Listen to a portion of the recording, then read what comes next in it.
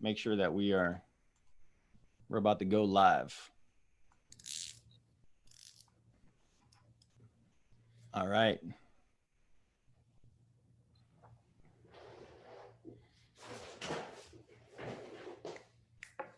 Waiting for it to click in.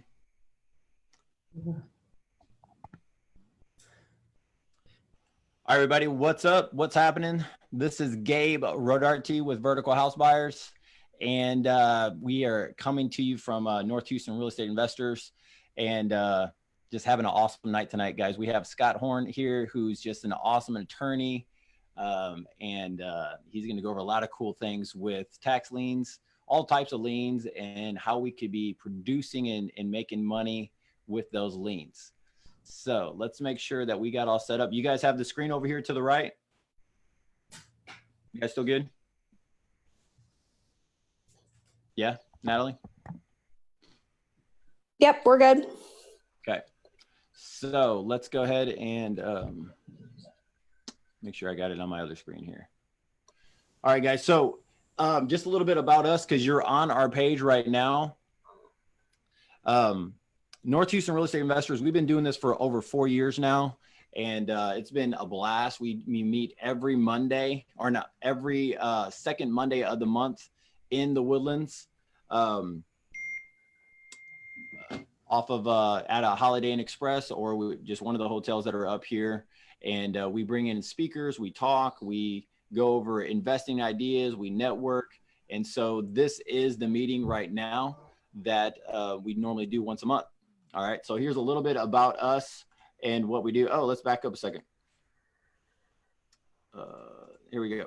So what we do is, our purpose is to create great content and to educate and to build. One of the things that I needed in the beginning is just somebody to help me, guide me in real estate investing, just lead in small little areas. I knew how to do the work. I just needed someone to help me grow. So that's one of the reasons why we want to keep this thing going and keep helping other people and just give back to the community, because it just helps the community to be a lot stronger and the investor community to be stronger. Another thing is just to create positive environment. We're always helping each other grow. If you need anything, we can help you out. And then also to keep things very practical. Before we talked, Scott and I were basically going over stuff and sharing how we can make this really practical. There's a lot of content, a lot of meat. Scott does all types of trainings. We're going to go over that later on. And I'm going to put a link on here also for some of Scott's trainings, because his stuff is in depth, guys. Some of his stuff he does for like an hour to a full day. So we got to be, mute that real quick.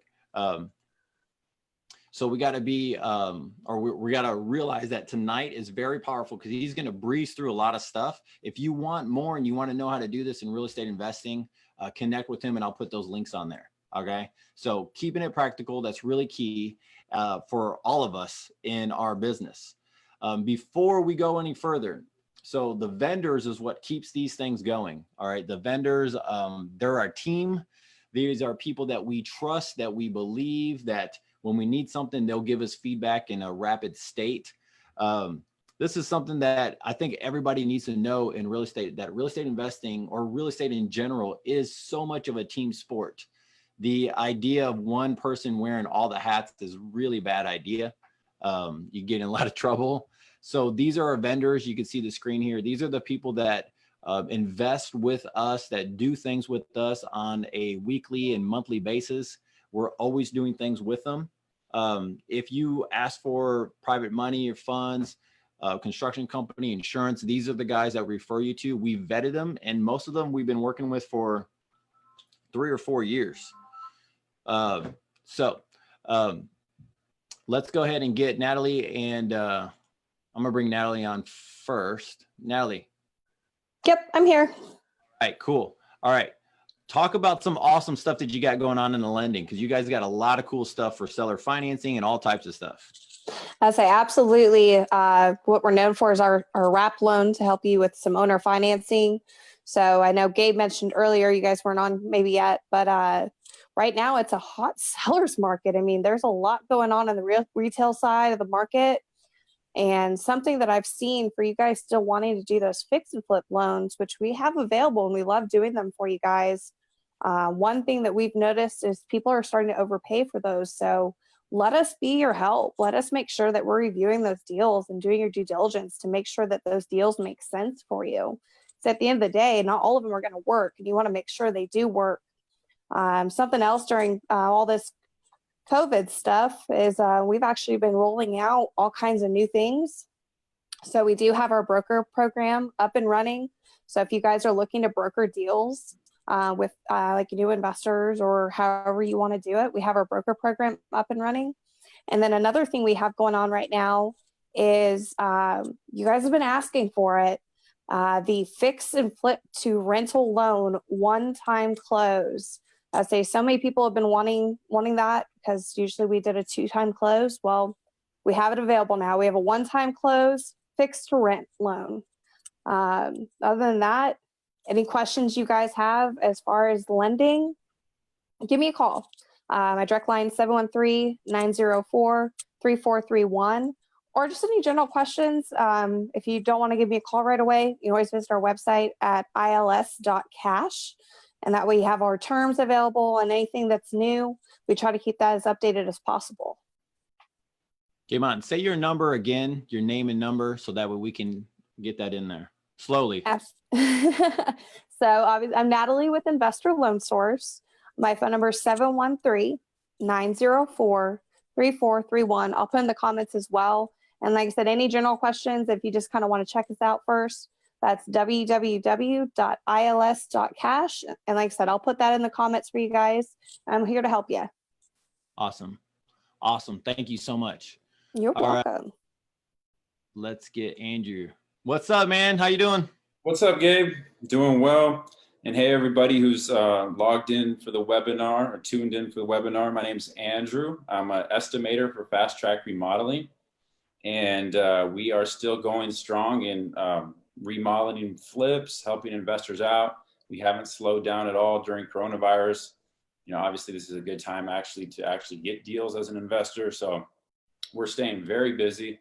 And that said, though, if you have a property that's under contract that you guys would like us to do an estimate for, we'd be happy to do that estimate. You can reach out to me on Facebook. You can reach out to Fast Track Remodeling through the website, fasttrackremodeling.com. And I actually heard about Fast Track Remodeling when I went to this same meeting that was in person about a year ago. And fast forward a year later, I'm working with them, and they've done about 6 of my projects as well as an investor. So we have a very investor-friendly approach to the way we do things. We're very exact in what we say we're going to do and sticking to our commitments. As far as the business, we've been in business for about 7 years now. And we've done, I think it was like 1,300 to 1,400 houses in the Houston market. So we've definitely put in a lot of work, and we've developed a reputation that we'd like to share with you guys. And if you're interested in getting an estimate, just let us know. Come on, man. How are you seeing as far as the flips that are going on? Are you seeing some of those flips with your clients, the investors? You're seeing those fly off the shelf within a certain price range? Yeah, we're seeing a lot of houses fly off the shelf priced around like 200, 190. It really just depends on the area. Some higher ARVs are flying off the shelf too. And you just got to kind of be aware of a couple of things. You know, if the ARV is pretty high and there's some new construction going on across the road, you're now competing with new construction, right? In some of these situations. But as far as housing and people buying, we really haven't had, as far as our clients, really haven't had too much of a slowdown if the remodel's done right and it's priced right. Game on, man. Game on. All right, guys. So go ahead and Andrew, say your name again, and then say your phone number whoever's watching this slowly though, so they can write it down and get it. It's Andrew, and my number is 713-775-7035. So just reach out, call me or text me, and I'll be happy to help, and we'll get that estimate to you within 24 hours. Game on. Thanks a lot, man. Appreciate it. Thanks. Bye. All right, guys, the man, Scott Horne. Look at that. Why are you shaking your head, dude? All right, Scott, I'm going to go ahead and unmute you. We're going to pull this thing off. All right. So here we are, just you and me. Making it happen. Oh, let me unmute you. Unmute your side right over here underneath. How about that? There you go. What were you saying? I was saying there are many people in my office who'd like to learn how to just mute me and leave me that way. One is sitting right across from me. Nice. All right, man. So let's do something.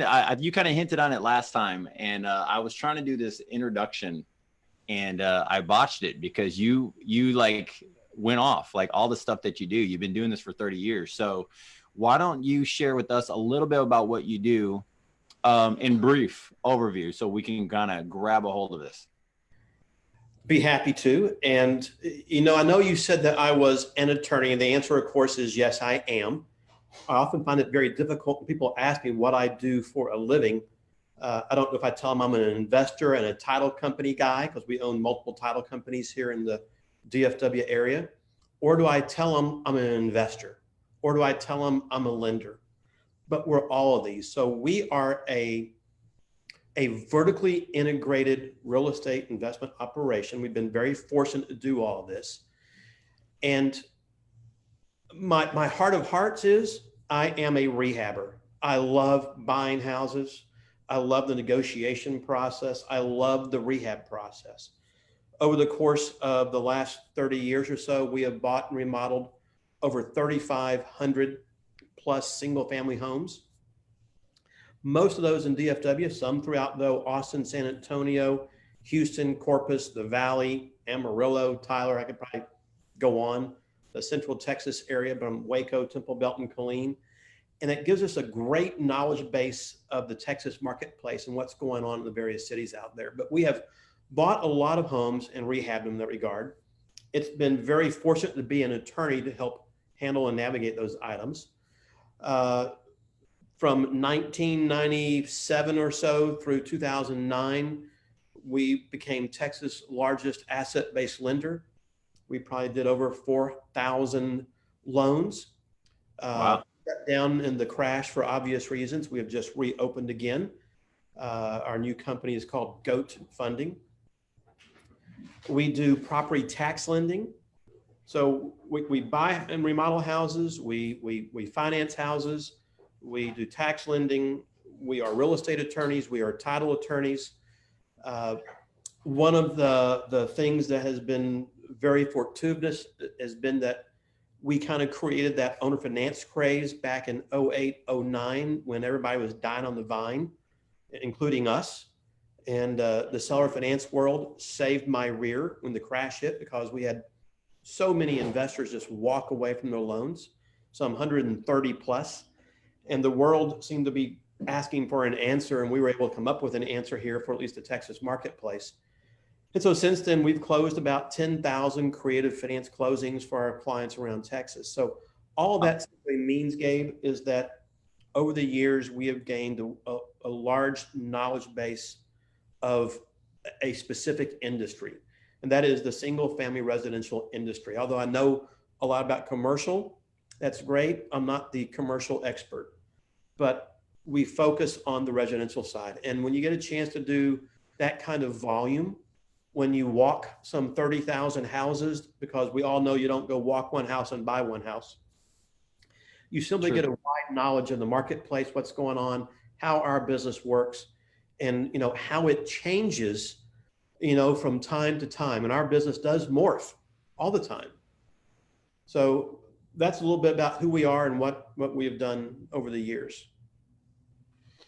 Wow. So there's a lot there. Okay. So let's I got some questions for myself, and then we want to dig in. So 08 happens, you're realizing stuff is going on.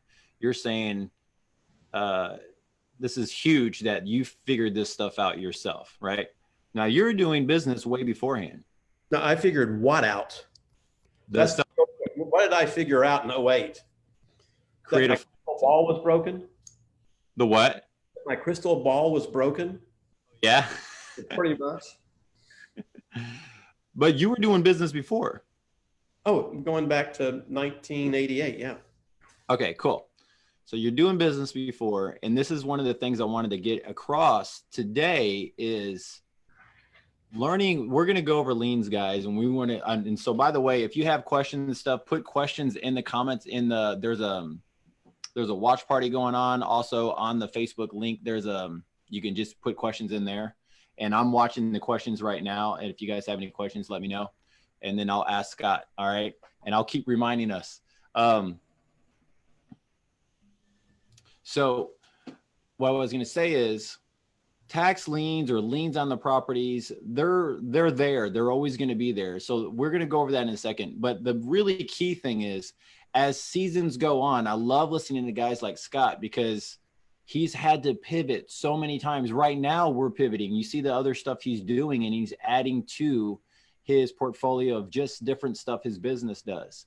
And so as we listen to him today and we really grab a hold of what he's doing, it's not just the technique, it's not just the strategy, it's the wisdom that goes along with it, that he's gone through multiple cycles and can navigate through that stuff now. And if I'm not mistaken, you still have to be flexible too, right? I mean, there's still stuff you have to learn. Oh, it is never ending. Things change all the time, whether it's the law that changes. Of course, the government is always trying to get into our back pockets, right? One way or the other. Well, whether it's in the rental marketplace, whether it's in the creative finance marketplace or other items, everybody wants to regulate us. And so you've got to keep that in mind. And as you said, our marketplaces change.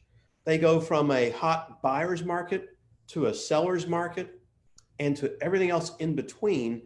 And you've got to kind of navigate those changes to stay up with things, or otherwise you sit back and you die on the vine. And the example I'll use with that was going back in, excuse me, in August of 08 was when I believe the real estate crash really hit. That's when Washington Mutual went down. Okay. Announced on Fox News. And of course, I was watching it about 10:30 at night.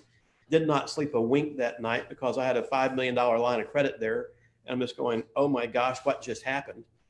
And when those things happen, you have to be prepared for whatever is going to be forthcoming.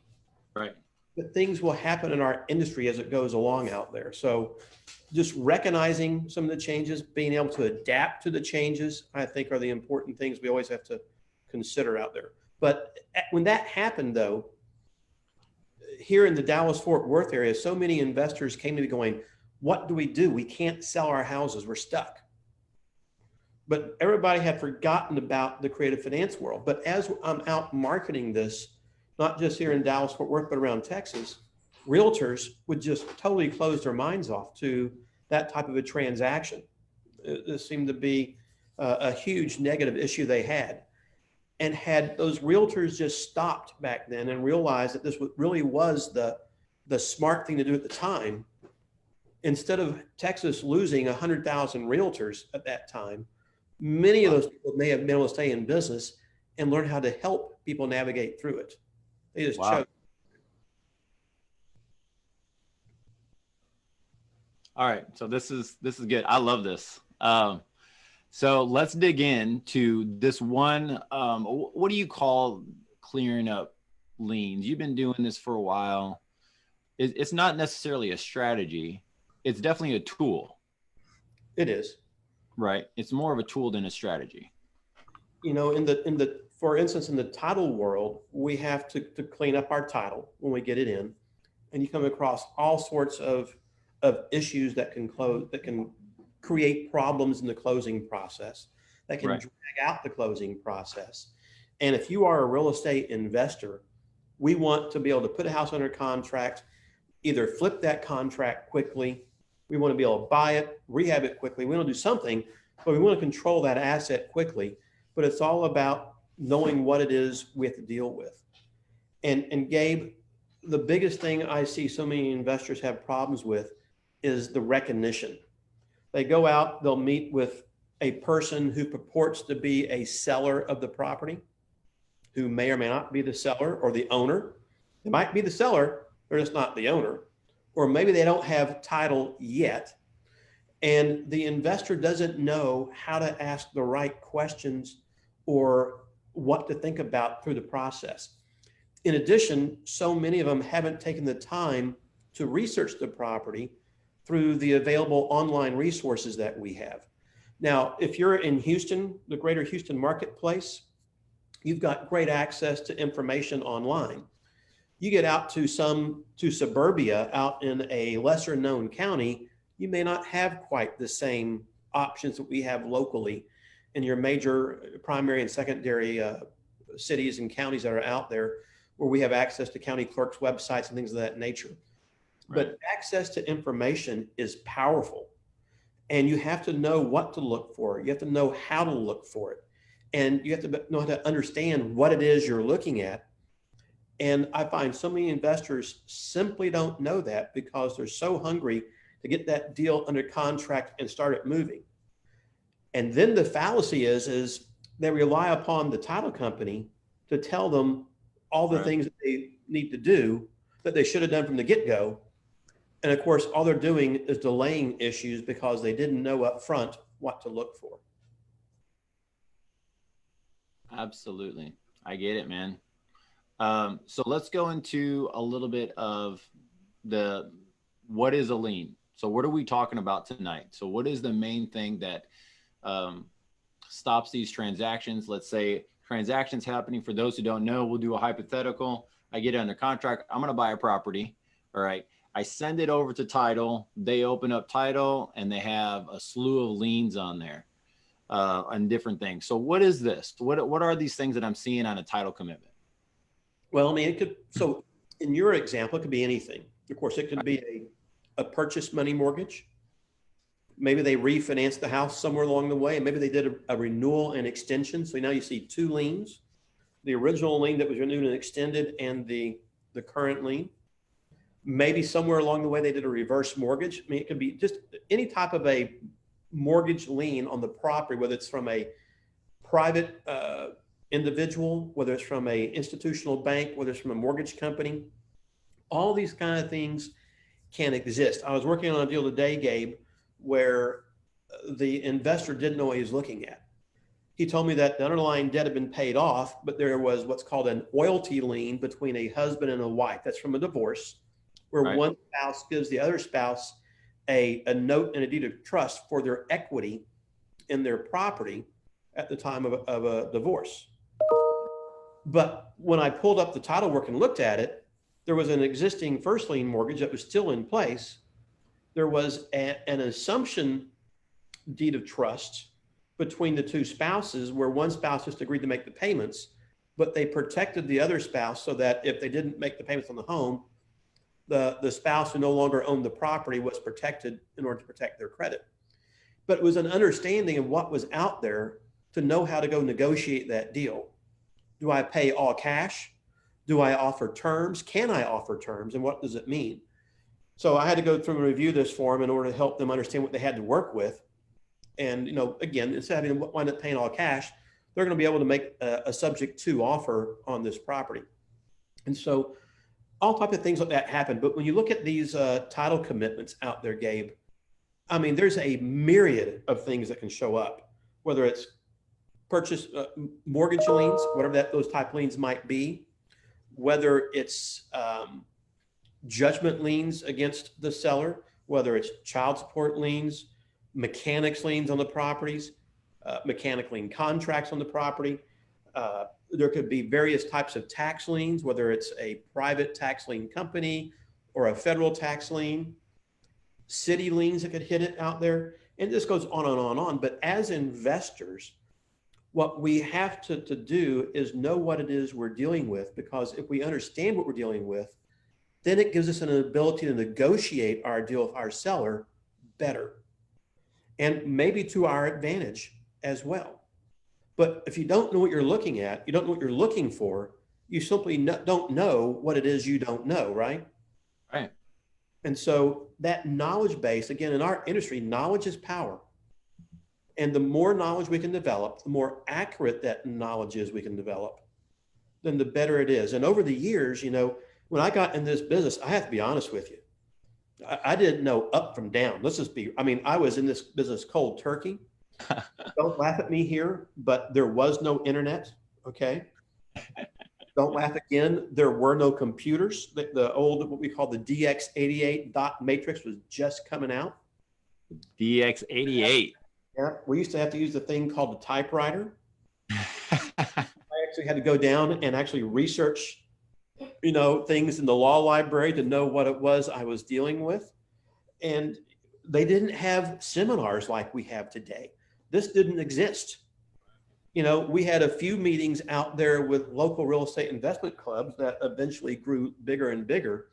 And of course, even real estate investment club meetings have changed with the times a little bit. And you had to go out and work harder to find information. And they don't, everybody thinks that because I have a law degree, I'm a lawyer, that is some magic pill to this industry. It is not. You know, you can go to college and get a real estate degree, I believe, at various places. It will not teach you how to make money, though, in our business, right? You learn by doing. You learn by gathering the right information from the right people. And you learn by getting out and hustling. And try not to listen to too much of the, this sounds bad, I don't want to make it sound bad, but from the investor scenario, because sometimes you get the blind leading the blind. And unfortunately, that's just the way that works out there, and it does in real life. But access to information, knowledge of what it is we're doing or looking at or needing to accomplish is what helps us be better than the next guy. Right. Right. I think that's an important issue that I want any of those people listening today to understand. And it's learning how to gather that information. Yeah, there are techniques in how do you find a seller. I get it. There are techniques in how do you negotiate a deal. Bottom line, though, is you got to get out and just do it. And sometimes that may be knocking on the door, right? But once you knock on that door, I always tell people in my seminars, you have to know before you go. A real simple saying. You better know what your house value is. You better know what they owe on the property. You better know if there are any liens on the property, what the taxes are. Do your homework. And I think a lot of people shortcut that and they don't know all the information. They're just trying to deal under contract the best way they can. Yeah, and that's one of the things that I was going to ask. As you were talking, I'm writing down some questions. By the way, hey, thanks a lot, Sandy, for making a comment. She was talking about working with realtors right now, and just she's been trying to find some realtors to participate in working with seller financing and finding those buyers. And then we got another question that is going on for. We'll hammer that out in a little bit. He's talking about. David Johnson was talking about tax liens hospital liens, and how that affects buying a property. So we're going to go into that in a second. Yeah, the hospital lien affects the individual. It really doesn't attach to the property. Okay, cool. It'll be a major issue out there for a real estate acquisition. You do see those from time to time, though. Now, if the hospital filed a lawsuit and got a judgment lien, now that may affect the property based upon what type of a property it is. So while I'm right there, Gabe, let me bring a point up. Do it. Our business, you have to figure out what type of a property are we looking at trying to buy? Is it the seller's homestead or is it a non-homestead? And of course, those are both very different things, right? Let's go into that right now. So we were talking about that. It's very important to recognize if it's a homestead or non-homestead. All right, so let's dive in. Go there. Well, homestead's easy, isn't it? I'm going to ask you the question, Gabe. So I like to engage the audience, and you are my audience tonight. Let's do it. So what is a homestead property? Homestead property is where the owner or the person is living in the property. The resident owner is on that property, and they're filing it as their home residence, right? Well, that is right. It may be, maybe they don't live there, but that's the only property. It's the only property they own in Texas, and it could still be considered their homestead possibly. So one of those things you got to be cautious of. But just because you have not filed a homestead exemption with the county for taxes has nothing to do whether it's your homestead or not. And I see that to be a misnomer in the investor marketplace. Well, they haven't filed a homestead exemption yet. Again, So- for grab a hold. Say that again. Repeat that again so we can grab a hold of that. Okay. A lot of investors think that if the property owner has not filed a homestead exemption with the county, it's not their homestead. That's property taxes. That has nothing to do with homestead law. So Right. again, a real simple scenario there, a real simple distinction, but I hear that all the time. Again, that's just a learned thing. You have to hear it, understand it, go, got it. Got it. So you are on point on a homestead. There's a few little nuances, not much. And then of course, a non-homestead property is the exact opposite. It's a rental property. It's a business property of some type. And it's usually, they'll usually own a homestead, and they maybe own a second property that might be a rental property, or multiple homes of that nature out there. But the distinction is important, especially here in Texas, on how liens may attach or not attach to those properties. And that's the secret, I think, that you want investors to understand. It will help them, navigate that a little bit differently, because it will affect them in how they negotiate their deal. Totally does. So let's go into that part right there. I have a question down for myself. You mentioned it a couple of times. So when are you're picking up properties for yourself also, right? You're picking up for your company, for the people you work with. No, I'm greedy. All me. So with the people that you do joint with, But that's not true. what's that? Not true. Okay. You joint venture, right? You work with a lot of other people. When do you look through the title stuff? All right. You're grabbing a property. Is this something you're looking at beforehand? Is this something worth looking at right away? I know when it comes to like IRS liens, tax liens, some of the heavier liens on there that people already know of. I mean, we're researching, we're digging in there. We have our people looking on the back end, looking on the county clerk stuff. But there's some outlying areas where you can't find some of this stuff. No, you're right. So before we walk out the door to go look at a property, we have checked our comps. We have a reasonable expectation of what the house is worth. Mm-hmm. We have done our homework online, if we have that ability to research it here locally. We know what liens might be out there. We know what the original mortgage might have been, whether that's through looking at a deed of trust or looking at a warranty deed maybe. We're looking to see if they may have refinanced that property along the way, which happens often. Or in today's world, has there been a loan modification possibly? And of course, the problem is if there's been a loan modification, there's a few banks that don't record their loan modifications.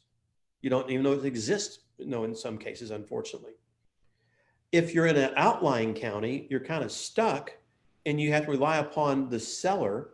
And that's where you get your technique down by asking questions and hope that the seller is going to tell you the truth.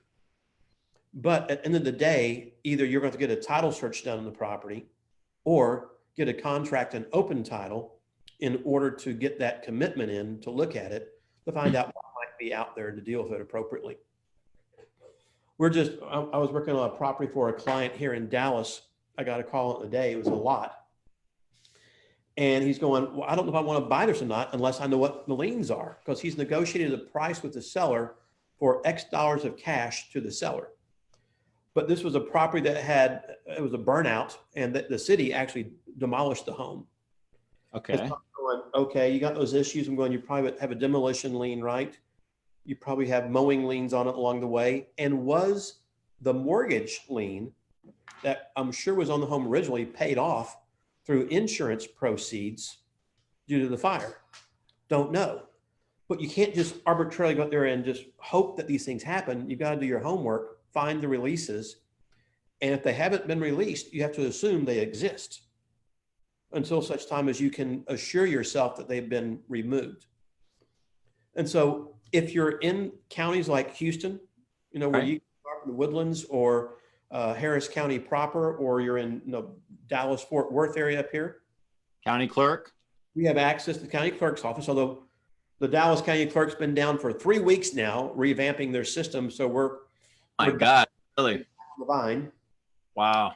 You know, it can get a little expensive doing some homework occasionally because you can't research what you need to research, but you got to have it. If you're in an outlying county area, you know, maybe you can strike a deal with your local title company, do some title searches or what it might be at a lesser cost, or you're stuck asking the seller and just hoping you get good information.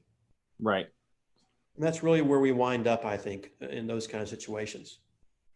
So what's your perspective? But you got to open up title either way though, right? I mean, you're working on. Well, it depends about title. You know, title insurance here in Texas is a lender-driven business. It is not a buyer-driven business who wants a owner's title policy.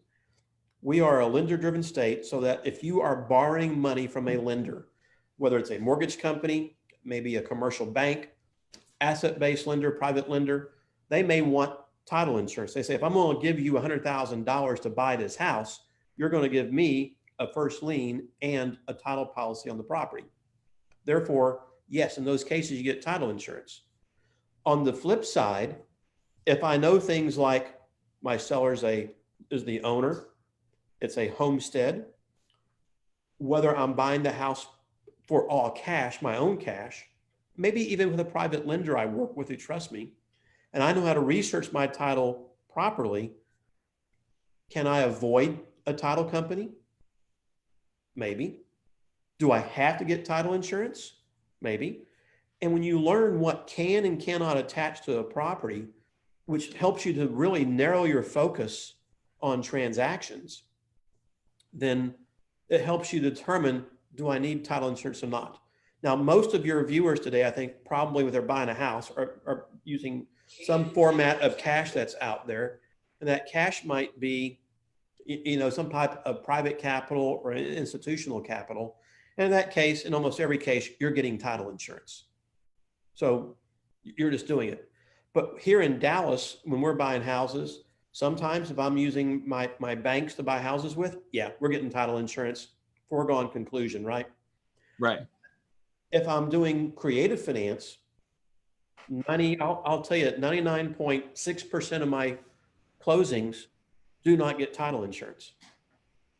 But we always do title searches. And so it helps to save the investor capital along the way. Absolutely. So let's talk about that. So who's helping where? So let's say that we're talking with a bunch of investors right now that are looking at buying properties on seller financing. If they know you through some form of creative financing way. All right. If you guys don't, you need to know him. We have his link in the comments. All right.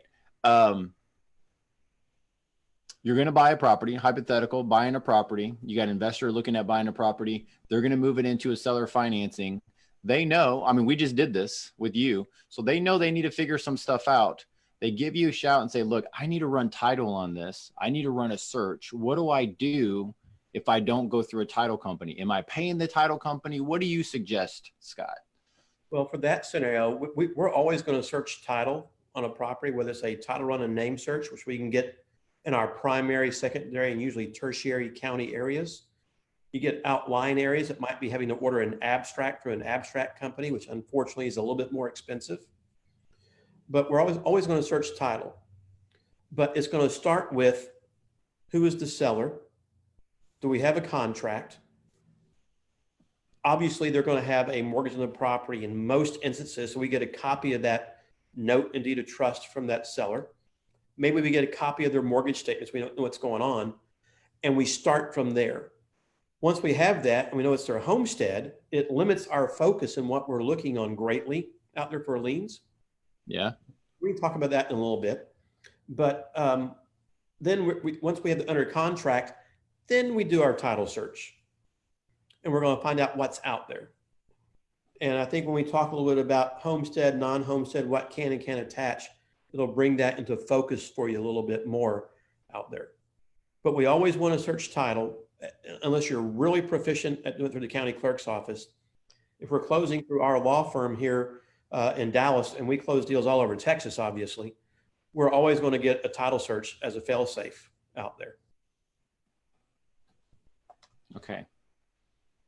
So once again, guys, thank you for liking and sharing this thing with some of your friends, investor buddies that are out there. Just grab the link, go ahead and share it to them. You can share in your messenger because Scott is just dropping some really cool stuff. And guys, this just began. Like Scott is going. You're good? You're good, Scott? I'm good. All right. So we have a couple questions that is really good to lead to the next thing. I got a couple things. How many times can you file an abstract judgment? The same abstract or different abstracts? I'm sure I don't know. Let me make it simple. So if you have obtained a judgment against somebody, you can have that judgment abstracted once it becomes a final judgment from the court. For instance, on an eviction, it's 5 days after the eviction. It becomes final by operation of law. If it's a different type of a lawsuit, it could be 10 days or 21 days in JP court. It could be up to 30 days in county or district court. But once that judgment becomes final, you can have the clerk of the court abstract the judgment. That's an inexpensive $5 fee to have them certify the judgment. When you get it, we like to suggest you put the defendant's driver's license on there. We want to put the last four of their social on there.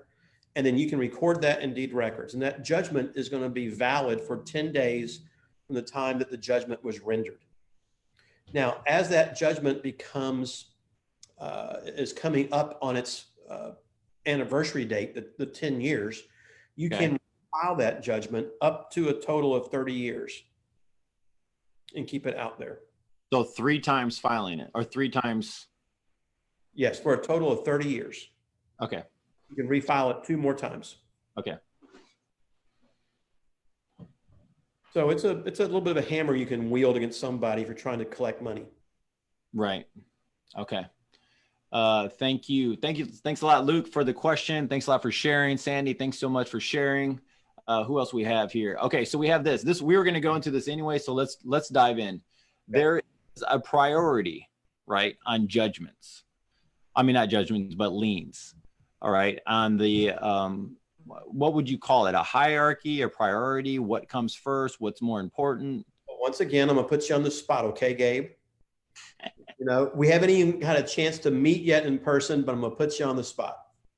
It's just what I do. So I want you to tell me, what do you believe is the first priority lien that could be on a property?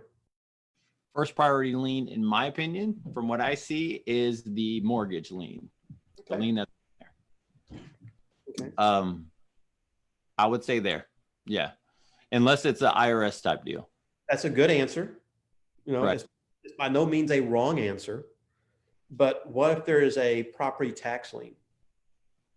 Yeah. So I would say it's IRS, state, county, mortgage. Okay. Good guess. And by the way, don't feel like you're the Lone Ranger. Hey, man. I've been quizzing my business partner on these things. I love it. But anyway, this is how you learn. So first off, most of our properties out there, our sellers have gotten a mortgage on the home. They bought it through a mortgage company. Right. And it's in first lien position. The only way it can get knocked out of first lien position is if there is a property tax lien filed. And here in Texas, property tax liens, because those are for the city and county taxes, will leap in front of a purchase money mortgage and become a super priority first lien. Okay. Who it is, what it is. And that's why mortgage companies hate. And when I say that, I mean, they hate property tax companies because it puts them at risk. Federal tax liens are like any other lien out in the marketplace. They don't have anything special to do with the property, but they do attach to all kinds of properties. And so what you look at is a hierarchy, and Texas is what we call a first in time recording state. So whoever records their lien first takes priority, plain and simple. You know, if you record it on January the 1st, great that somebody records it on January the 2nd. The person who recorded them first, regardless when the judgment was rendered, Wow. priority, because it's the time that you record the lien, not when the lien occurred. That's why we're called a recording state. Right. So that's the simplest answer I can give you on that right there. All right, Turner, right. Man, I appreciate you, dude, for asking a question. And then thanks a lot, guys, for sharing. There's quite a few shares that we have on here. All right, so let's go into, we were going over, this is a fun one. What are the 3 types of liens on a homestead? All right. Pretty easy. This is one of the first things you learn in law school, by the way. They don't teach a lot in law school about what we do, but you do learn a little bit. And so you have to know this because in Texas, our Constitution says that on a homestead, only a purchase money mortgage, and by the way, that could be a refinance, Okay. a reverse mortgage, Okay. attached to a homestead, a tax lien of some type. And by the way, that could be property tax, like we just talked about, or it could be a federal tax lien. So if you owe the IRS money and they've gotten pissed off at you and they've decided to file a FTL or a federal tax lien or a notice of federal tax lien, that will attach to a homestead. And then it is a properly executed mechanics lien contract because that acts just like a mortgage. Now, a mechanics lien contract is not the same as a constitutional mechanics lien. They are different. And this is an important distinction I want investors to understand. Let's say, for example, Gabe, you're going to build a large addition on your home. You're going to borrow money from a local bank. Maybe you have a first lien with, XYZ mortgage company out there, and your bank's going to lend you $50,000 to put this addition on your home. Well, they want a lien position on your house. Well, the way they do that is through a mechanics lien contract. That is where you make an application to borrow the money at least 12 days in advance. And then you have to close the paperwork within the scope of either a bank, a title company, or a law office. And when you do so, this looks just like a mortgage on a property. It can be for a 5-year term, 15-year term, 30-year term, whatever you negotiate with your bank. So that's a mechanics lien contract. Okay. Constitutional mechanics lien is a situation where maybe you had somebody put in your heating and air conditioning system and you didn't pay them. You had a roof put on the property and you didn't pay them. Then they file a constitutional mechanics lien. And what's important about that is they have very short life. They could have either a 1-year term or a 2-year term, and then they go away based upon whether you have a non-homestead or a homestead property. So when we look at title work, whether it is a title search of some type, or maybe it's where we have gotten a commitment and look at this, first thing I look at is what was the date of filing of that mechanics lien? Because one, it's got to be filed properly and timely. If it's not, it's null and void. If it was filed timely, then it's got a very specific time frame. And oftentimes these have run, but in the title world, and I'm hoping there's not a whole lot of title people online right now, they simply gloss over this. They say, we need to get a payoff, when very, very possibly it's a null and void lien. And I see that on at least It happens. everyday occurrence out there. It does happen. Yep. So again, just having that knowledge base out there helps you negotiate a deal. I'm not here to tell a seller what their situation is or a buyer, but if we're an investor and we understand things, that may help us investigate our deals a little bit differently. Absolutely. And to be, what's the way to put it? To be looking at it from a seller's point of view. Most of the time sellers are looking for help to move on from these type of situations. We just did one where we helped them clear up some IRS stuff, some just county tax stuff, and we had some other weird lien that was on there. And we just had to go through there and help them clean that stuff up. They knew beforehand that if that stuff was not clean, they're not going to sell their property. She had cancer. She had to move on. Okay. And so we're in a situation, if you know how to do some of this, you're in a situation to really help a lot of people move on from their properties. And yeah, the benefit is we're making money. This is how my business grows, right? However, this skill set, I mean, if you look at your repertoire of how many people you've helped move on with as many properties as you've done, it's crazy. We really don't see the opposite side. No, you're right. And you know, Gabe, we're all in the investment business to make money, right? If you're not, you don't need to be in this business. Right. You have to have that goal to make money.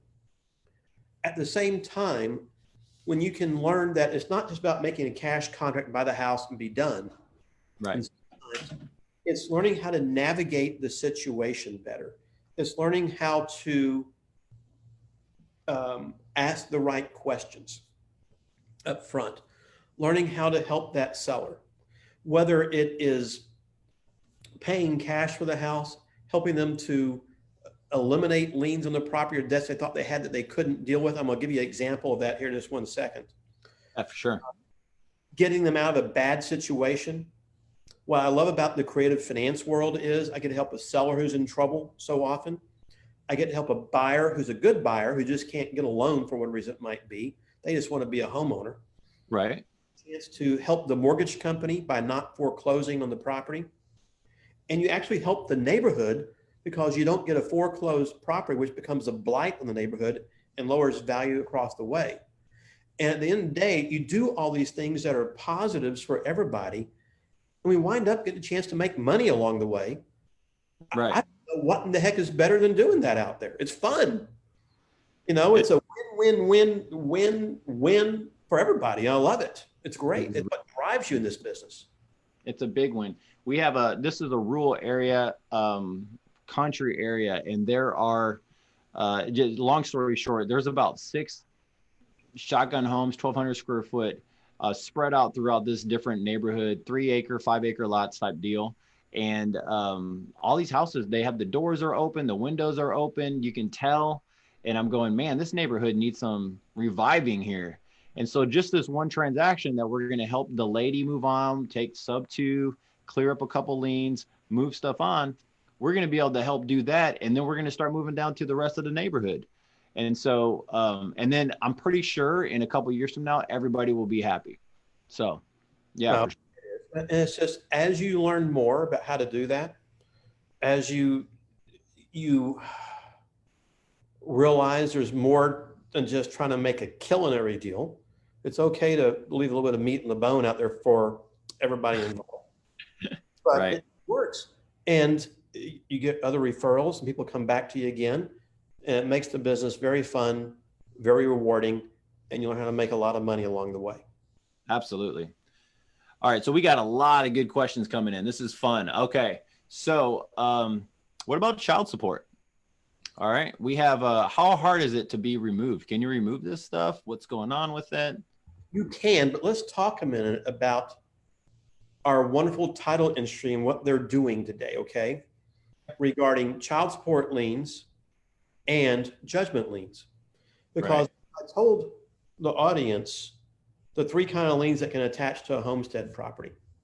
Right. And for the most part, that is the great majority of what we deal with out there in the marketplace for our homesteads. And so knowing that they can attach, we go, great. Well, the problem is that the title industry has got involved and they've said, well, first off, on a judgment lien, even though it can attach to a homestead, we want it removed. And by the way, about 2 years ago or so, that wasn't the case. In the title industry, we were able just to insure around it, move on. Not even now, we have to remove them. Wow. So knowing how to go through that process helps. As to a homestead, it may wind up being a negotiation on a non-homestead property, but they're fairly easily removed on a homestead property. On the flip side, with child support, same thing. A child support lien cannot attach to a homestead by operational law. But I don't know anybody really wants to sue the Attorney General's office to get to remove the lien. You know, that's fighting the government, right? That ain't Right. no fun. But what you'll find is that what are they looking at? They're trying to make sure that the bad actor is not getting rewarded. Right. If the seller is the person with the lien, they're going to want to take that money to satisfy the judgment. And probably in reality, that's not a bad thing, right? So I understand what that is. But oftentimes there is no money. Maybe the house is in a pre-foreclosure stage, and That's good. typically remove that child support lien. The AG is not going to force somebody to get foreclosed upon, and they will release the liens in many cases. So oftentimes, if you've got a situation where there are two parties and one might have the child support lien and one doesn't, finding a way to get them off the property, if possible, before you actually buy it, could be a positive situation. A little more difficult to do, but usually the AG is going to look at it saying, hey, you know, if you have a homestead and there's a husband and wife, and the wife owns half and the husband owns half, the husband has a child support lien from a prior marriage, maybe, you know, so not all the profit is going to the child support lien, because half goes to the wife, but the husband's half is going to be allocated to that child support lien in some format. Makes sense. So it's just learning what needs to be done, how you need to do it. But if there's no money on the table there for the bad actor is not getting anything, they're easily removed. We can get removed anywhere from 7 to 10 days typically. Wow. Okay, that's good. All right, so we got some more. Let's see. What is the time frame on the constitutional mechanics lien? What is the time frame? Is it variable? No.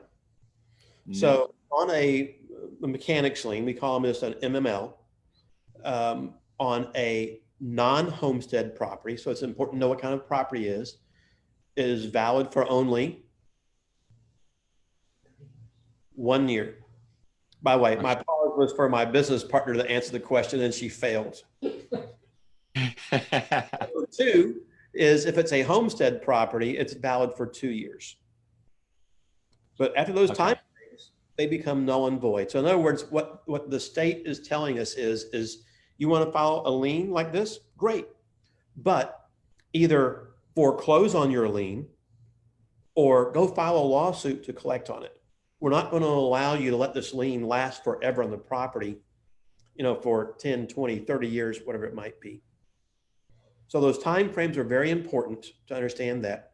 And it's important to know the time frames for filing.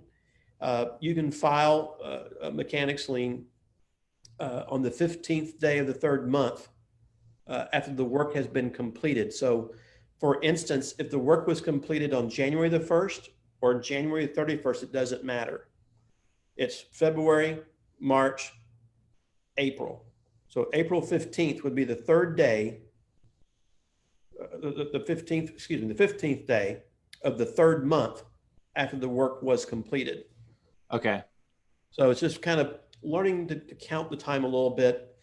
And that's why we lawyers go take all these continuing education courses on things like this. So we get these timelines in our head down pretty well to learn them as well. All right. I want to make sure everyone knows, guys, this is just the beginning. If you ever wanted to know more, I'm trying to find the link on my phone so I could share it. If you see the link below, it is on there for the Owner Finance Network. All right. This is a lot of the stuff that Scott has is right in here. And so click on it. He has a training coming up, and it's a couple weeks from now. He has a training coming up. It's actually it's not even expensive. It's just, I think it's like what, 20, 30 bucks or something like this, like that. I think the one we have coming up is next week, I think, on the 23rd. And that's just, we're talking title, and I bring in my 2 senior escrow officers to talk about that as well. And it's just a Q&A session going through what do we see in the title world, how it helps our investors, what we need to know from the title industry. And it's $20. That's very inexpensive in that instance. Guys, that's so, I mean, to know this stuff, it's worth sitting in it. And you know what? You're doing this all online, right? This is an online thing. This is my first time ever, Gabe, to do an online presentation of any type of this nature. Really? If we're in person, it's a lot more fun to do It is. things. I love the audiences, and I love audience participation and whatnot. All right, so we're gonna do that. So that's the 23rd. All right, so let's keep going. So that way, I just want to plug that so that way you guys can see if you had a lot more questions. All right, if someone filed bankruptcy 2 years ago, is there any way to buy the house subject to before it goes to foreclosure? Well, I mean, you have to ask yourself several questions. So they filed bankruptcy 2 years ago. Have they been, were they dismissed from bankruptcy? In other words, did they not honor the terms of the bankruptcy, and were they thrown out of bankruptcy? If that's the case, then of course the answer is yes, you can, because they're no longer in bankruptcy. But let's assume they did file a bankruptcy. It had to be a Chapter 13 reorganization for that purpose.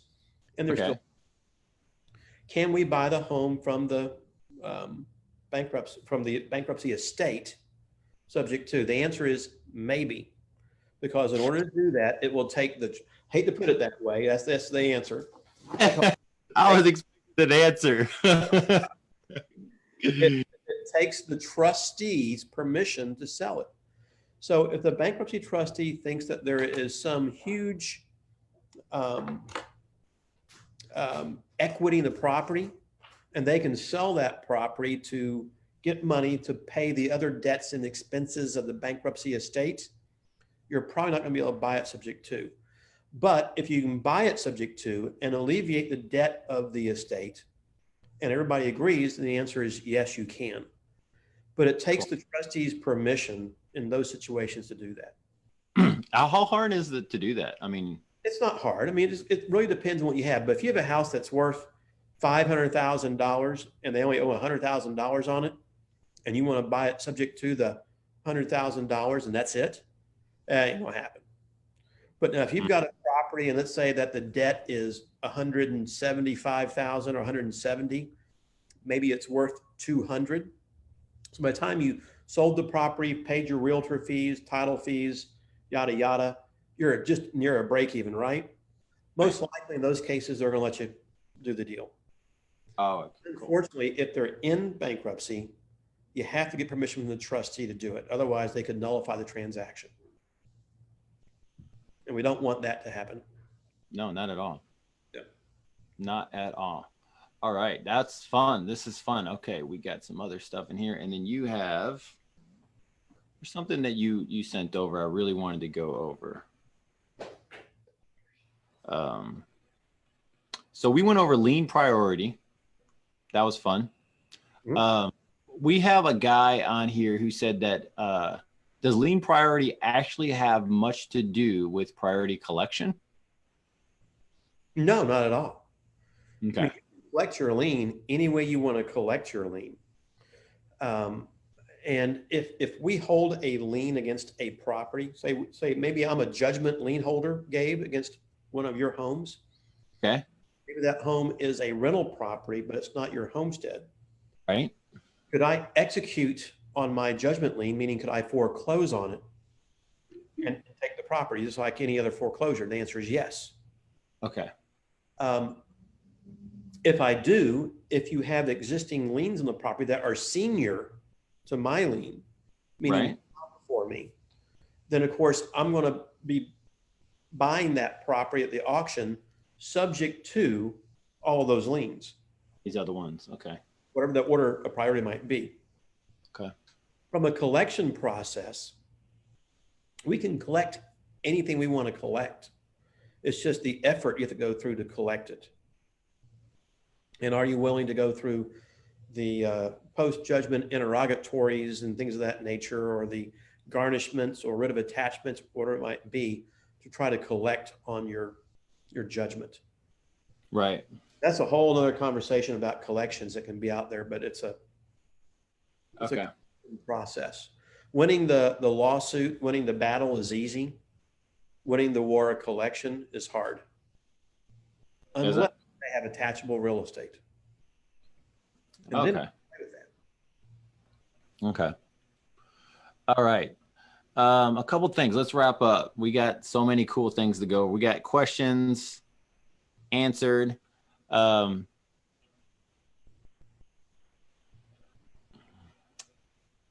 This is a fun one. All right. This is one of yours. Okay. Wills probate. Okay. So is a will not valid without a probate? So you're reading the title. I went brain dead. Our marketing flyer for the title seminar. Yeah, because you're going to go that, and I want to let people know, guys, you guys got to be able to be part of this, but he's going to go into really details. So hit this up real quick. So just real quick, what I hear so often, and I hear this a lot of times from sellers that, well, I'm the executor of my mother's estate or my father's estate. I go, great. Do you have letters testamentary? They go, what? I'm going, well, you say you're the executor. Well, I am. I'm the named executor in the will. I said, fantastic. But have you actually probated the will? Have you filed it with the court, the probate courts?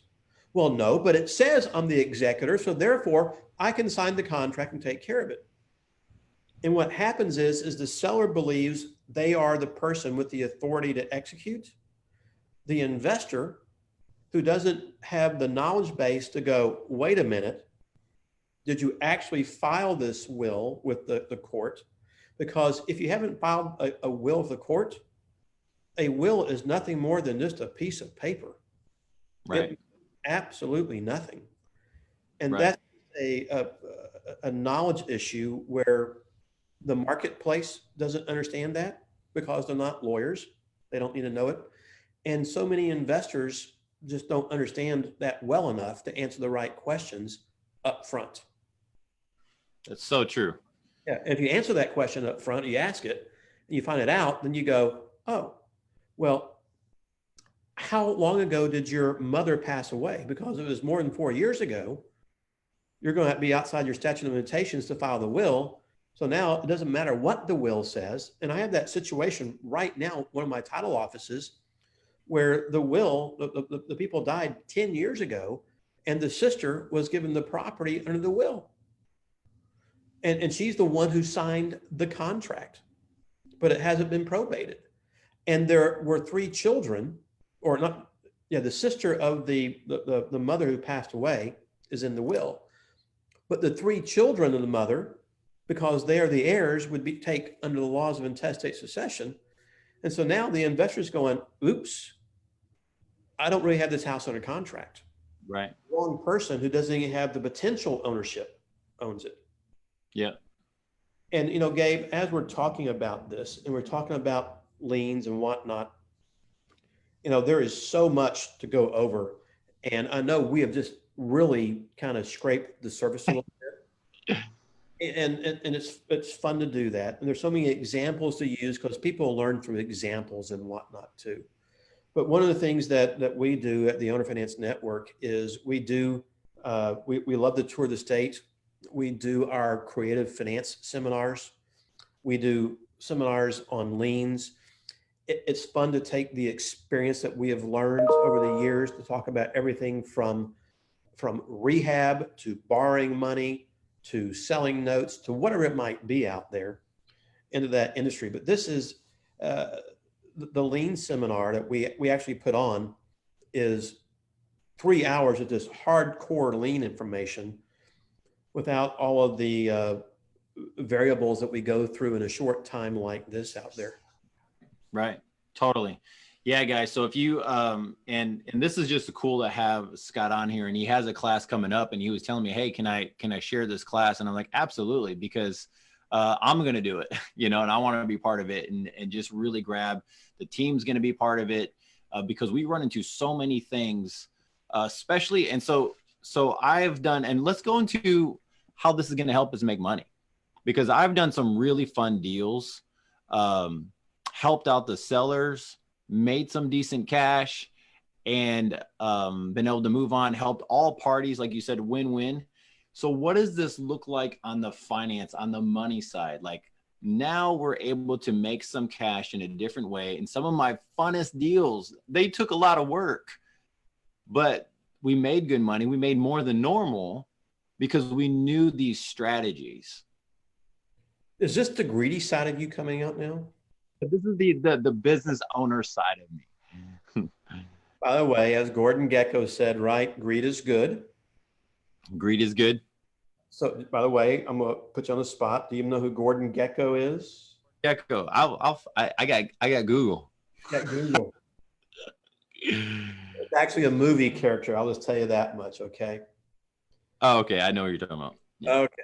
But anyway, with, understanding this process, Gabe, learning what to look for, how to find liens, how to look at them, how to analyze them properly, to know what it is we're dealing with. So as we're negotiating, all these things add up to help us make money. My business partner, Susan, and I bought a home here in Dallas over in an area called Las Colinas just under 12 months ago. It was a much bigger home than what we typically deal in.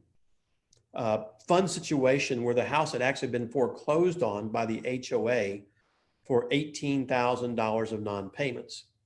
Now, there was a mortgage on the property. Gotcha. And that mortgage at one time was up as high as $500,000. Wow. Which means it was still out there. Well, along the way, the second lien holder released their lien. The HOA. No, the second lien holder did. It was a $120,000 second lien, but it just went away, leaving a $380,000 first lien. And a prior investor had been negotiating that lien on a short sale basis. Anyway, they were able to get it down to right about $1,000. Hold on. So you're saying, so was that like a 80-20 loan that they did whenever they purchased it, or what kind of lien was it? Yes, in some format, an 80-20. So exactly, dead on point. Okay. Why the second lien holder released their lien position, I don't know. Couldn't tell you. Bank or anything? No, it was gone. Wow. The HOA actually foreclosed. And in working with investor number one, this investor was going through the short sale, and they were trying to keep getting the price down more and more and more. And they kept going back to the mortgage company with more issues and more issues and more issues, some which weren't too valid, actually.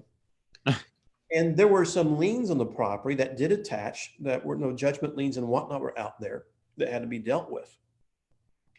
At the end of the day, this investor number one, as we call him, were pushing the deal too hard. And the HOA said, we've had it, we're done.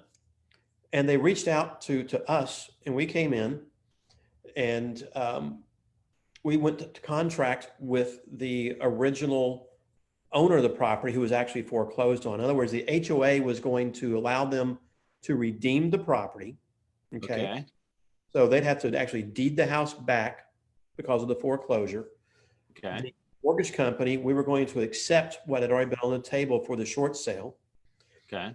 Still $36,000 of judgment liens that the title company said had to be satisfied.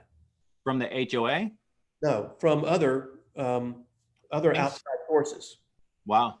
So $36,000 of liens. Wow. Now, of course, this is a unique scenario because the HOA want to do this because if they had foreclosed, they don't get paid. If, on the other hand, we buy the property, they get paid. Right. So it was a win-win for everybody in this instance.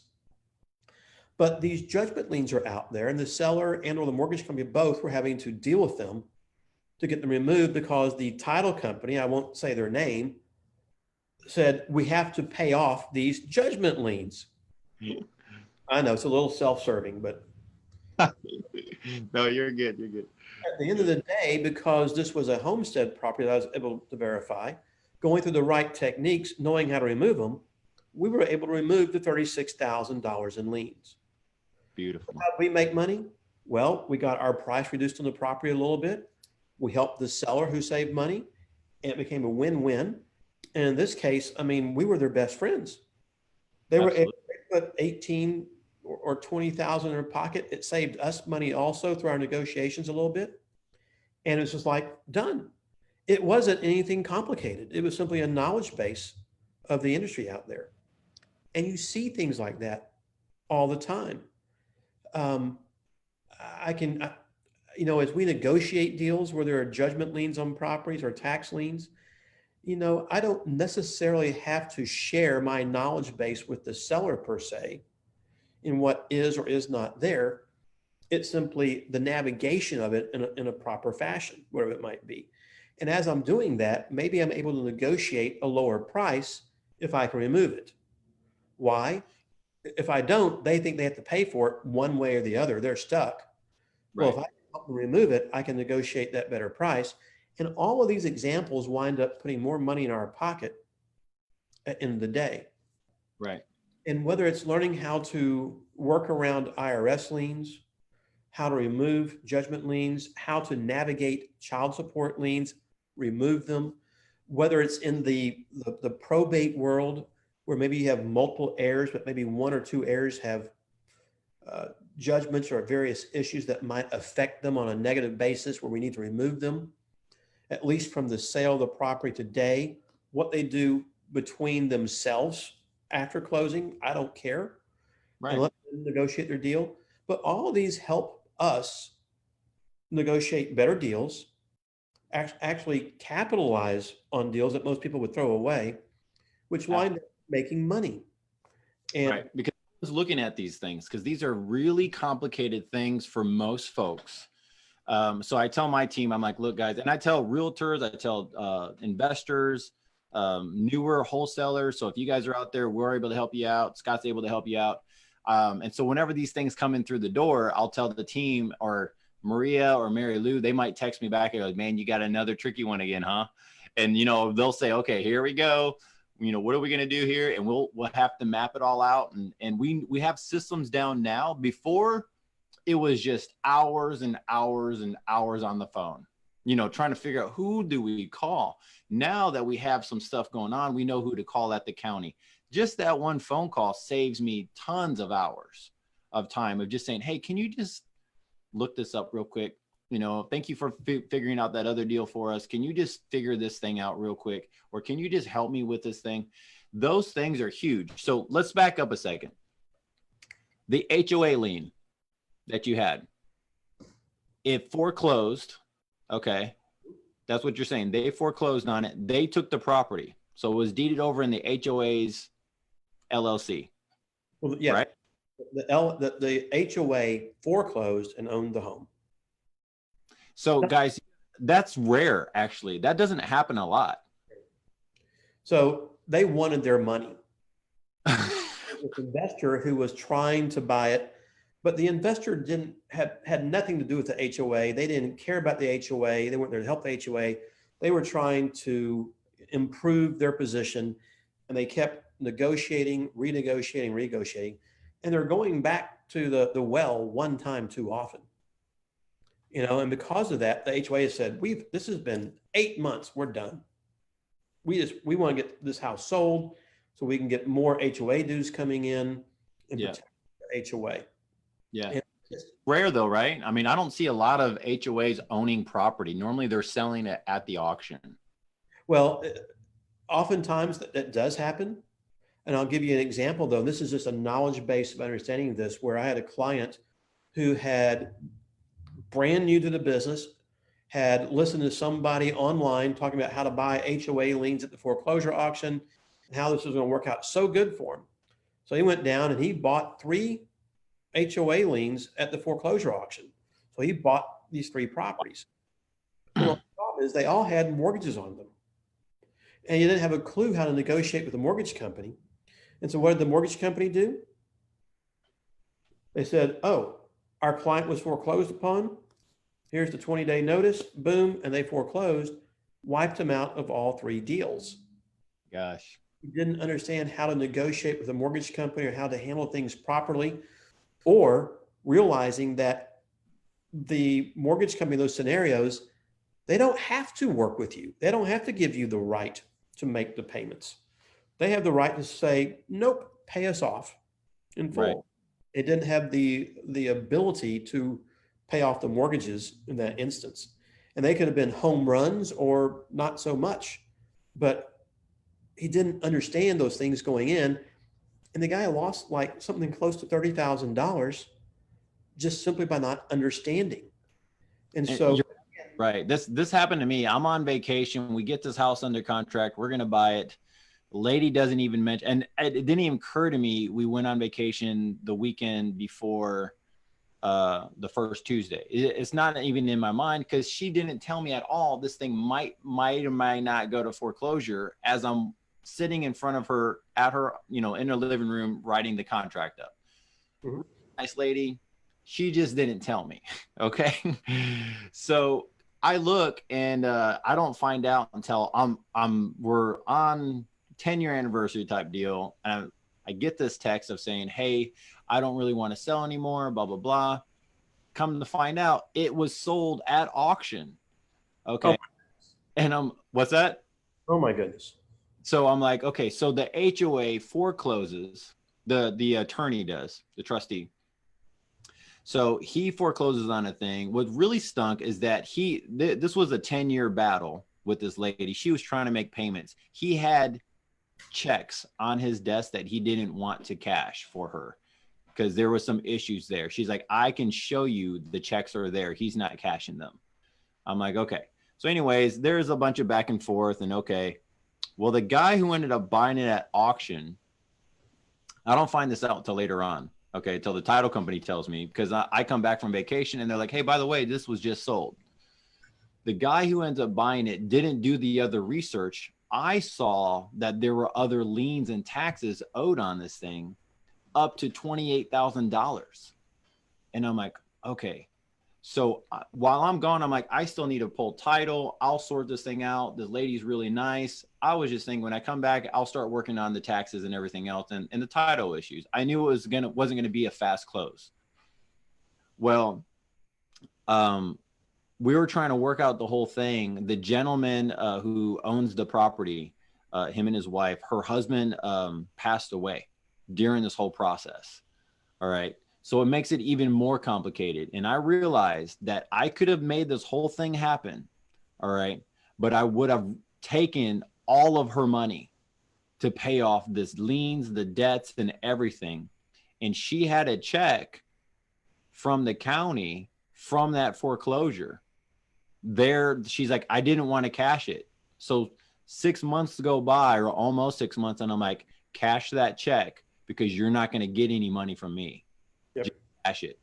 And so I get out of the deal. Well, that guy who bought it, he didn't do any of his research. And I ended up talking to him later on, like months later after they flipped it. And he goes, dude, we were so negative on this thing. We didn't know we had to pay all these other liens because people don't know that stuff. Even though you do a HOA foreclosure, it doesn't wipe out the tax liens. Nope. And it only wipes out anything that might be junior to it. And that's it. I'll give you another example just so your audience can listen to this. But so my business partner's very first deal she ever did was a property in North Dallas in a very nice area that the house had a value of about $3.25 or so. And of course, I come to find out this is a hoarder house. It was horrible, both on the inside, Google Maps, looking down on the satellite view is like, oh my gosh. Even the satellite was looking rough, huh? It was bad. But it had potential. And there was no mortgage on the home, but the lady had $88,000 of property taxes due. Wow. And she had taken out a tax lien loan on this. And so as we're talking about this, we have the house under contract.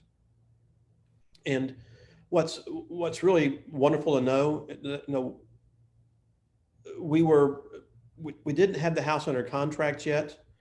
and my business partner was pretty good at negotiating the deal, but these other investors came in and all they were doing was belittling the seller, down talking the house, things like this Right. that I don't want to do. And of course, it just really turned her off of these guys who were trying to buy it. And it just brought her to us more. So we went to contract, but this was scheduled for foreclosure.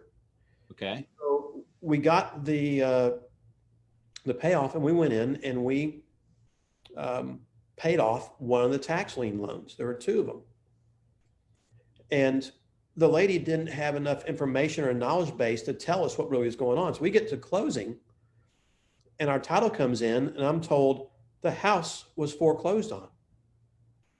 I'm going, wait a minute, we just wrote a check for $40,000 in taxes and you're telling me the house was foreclosed on?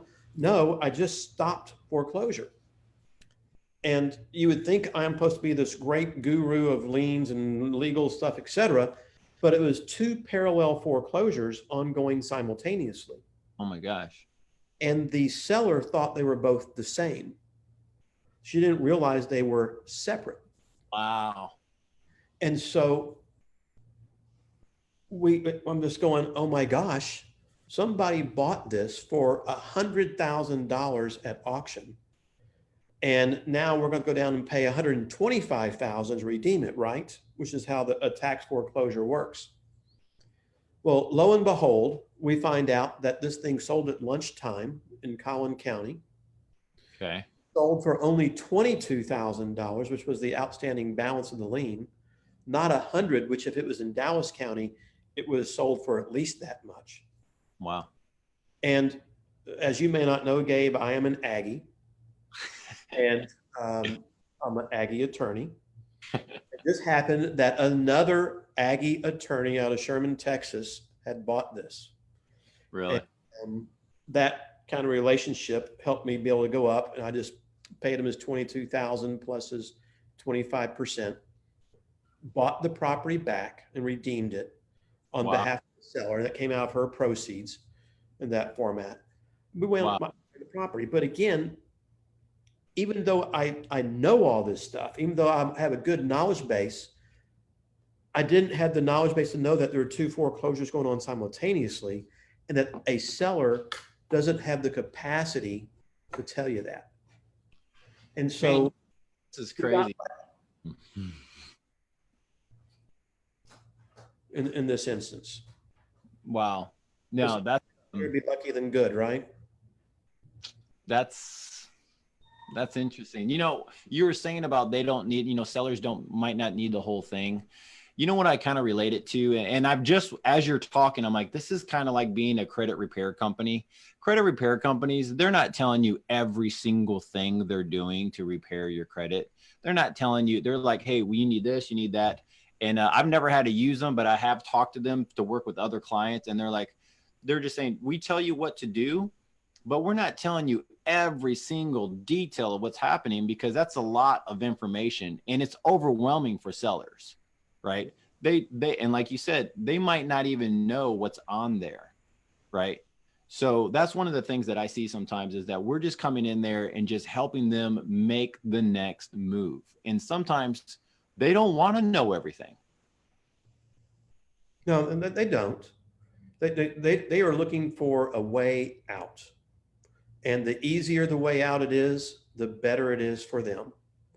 And if we as an investor can help our client find that way out, if we can find a way to maximize our profit, whatever that mechanism might be, whether it's through lien recognition or otherwise, it works. And it's just a matter of understanding that and finding it. I find that so often out there in the creative finance game where the sellers, they're stuck. They don't have any options. Realtors can't help them because of their situation and position. But we as an investor can help them by understanding what we can do, how we can do it, and how we make it work. And that's why it's so much fun, Gabe, to teach the creative finance courses out there around the state to open investors' minds to opportunities that they have, how they can work with the sellers, work with the situations. how to look at these liens on a property. Because, you know, so often I find these properties where there's a first lien mortgage and maybe there is a HUD second lien mortgage. Right. And for those who aren't familiar with that, a HUD second lien mortgage might mean that there was a loan modification maybe, and that they put the arrearages into this second lien. I've even seen it with a second and a third lien before. And of course, oftentimes, and most often, these are zero interest, zero payment liens. It's free money. It's still a lien on the property we have to contend with. Right. But you understand that the creative finance game becomes one of a cash flow game, not necessarily always an equity game. We don't Right. care.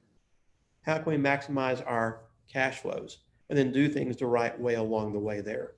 With taking over payments on a house without interest. Isn't that nice?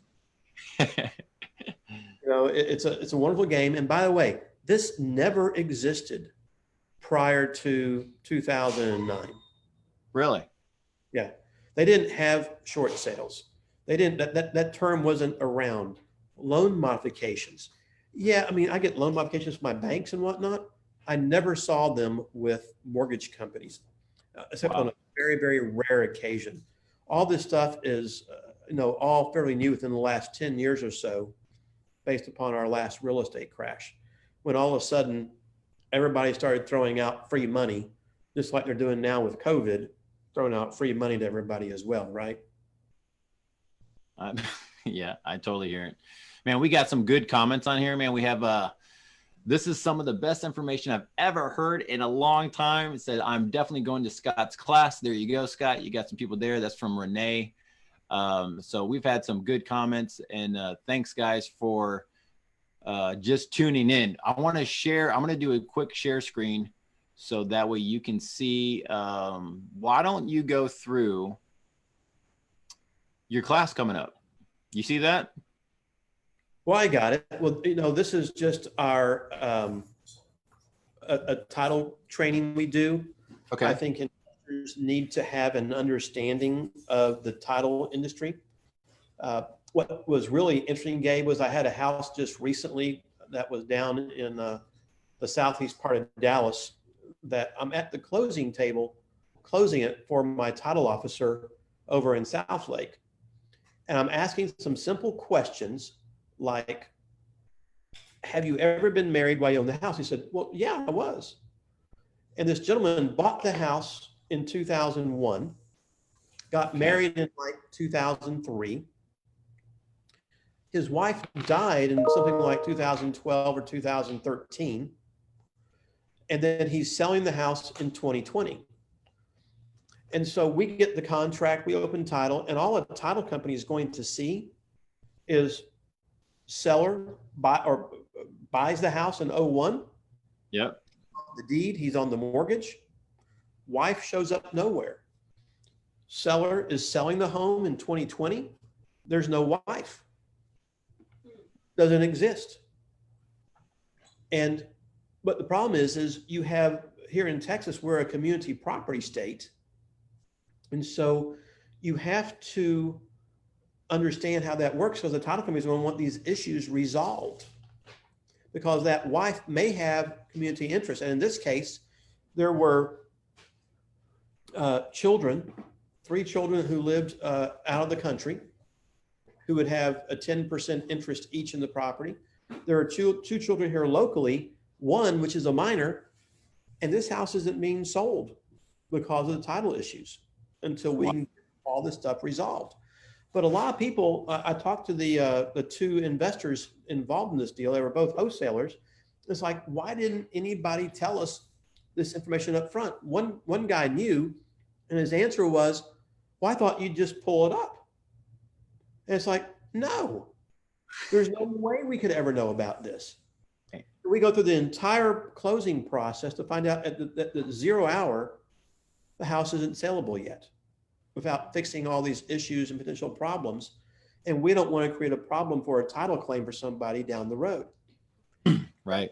Like this happened. And so the goal of this training is simply to talk with our title officers who see a myriad of stuff from the investor world out there, talk about how this works, what affects it, what is it you need to know? It's that old adage we talked about earlier, Gabe. You don't know what you don't know. Yeah. And the more you know, the better it helps you to navigate what you're doing, better to negotiate your transactions with your seller, to understand the closing processes. The title companies, everybody tries to provide customer service, but sometimes there's only so much things we can do because we're at the mercy of getting information in. We're at the mercy of what is on the commitment and what we can do and things of that nature. And again, as I said earlier, knowledge is power, understanding things. We don't want to go out there and be mean to our title officers. Right. Well, I turned the contract in on Monday. Why aren't we closing on Wednesday? And this is what the expectation is. It only takes 2 days to get title work in. Why can't we close? And you hear this so often, but it's just understanding basics, time frames, what has to get done and not get done, how you cure title issues, how you fix things, information that you can provide your title office in advance to help your deal move along faster. This is all beneficial to all of us as investors out there in the community. And it's one of the nice things about my position in today's world is that as I am a real estate and title attorney, so that's great, but I am that investor, I am that lender. I've borrowed up $750 million from my banks over the years, not counting my private capital sourcing out there. And when you can walk the walk and talk the talk with the other investors out there, we're able to meld both the legal world and the practical world together to help educate our marketplace and how to be better at what we do. And so seminars or such as this, the title training here just helps us be better to understand our industry and our business. Yeah, guys. So if you get an opportunity, there's quite a few people that are already clicking on this thing. I got one question and then we're going to start wrapping up. Okay. So here's one last question. I have to sort through some of these. If there are 2 tax liens filed by 2 different tax lenders. Yep. Does it matter who filed first to see who has the superior lien, or is there no difference when it comes to tax liens? Absolutely. The very first thing I said was we are a recording state. We are first in time. Right. So whoever filed first in time is the senior lien holder. And if there was a second tax loan filed maybe for a subsequent year, they're going to be in a junior position to that first tax lien holder. So if the junior lien holder forecloses, the first tax lien is still out there on the property.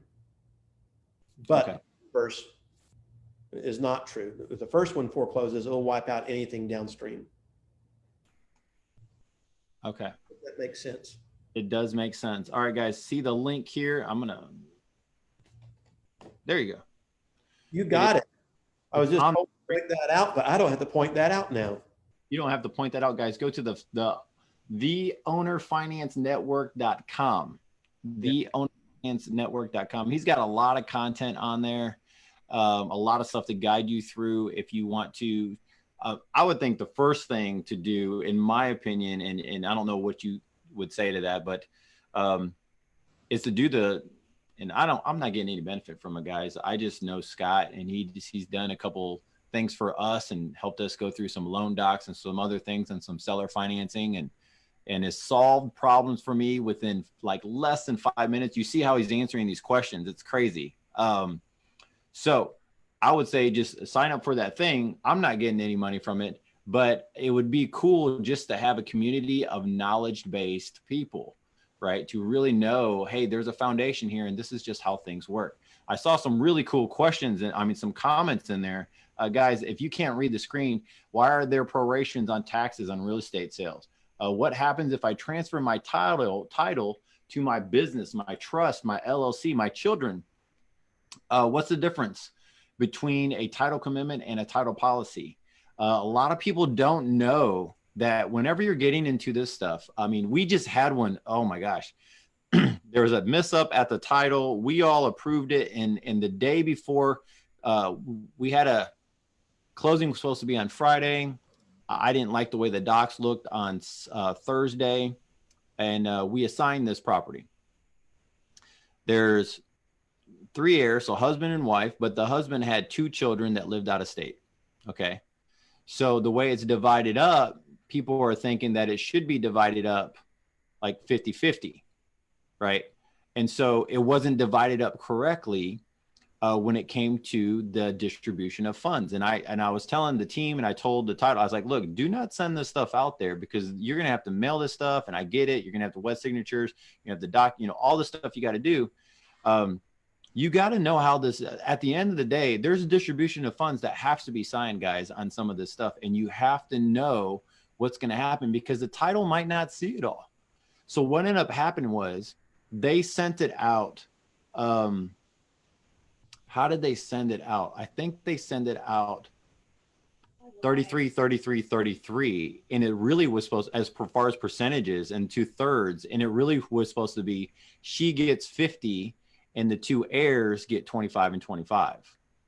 And that's how it was supposed to be. So guys, simple stuff like this can mess up a full transaction. The money was already sent. The seller was upset with us. Then we had to describe the whole thing. I mean, it was a mess. You don't want to have to go through that. I mean, we've been doing this for years, and the happened just because someone wanted to rush through the process. And so we have to pump the brakes and go, wait a minute, like, we're all going to close. We're all going to get there.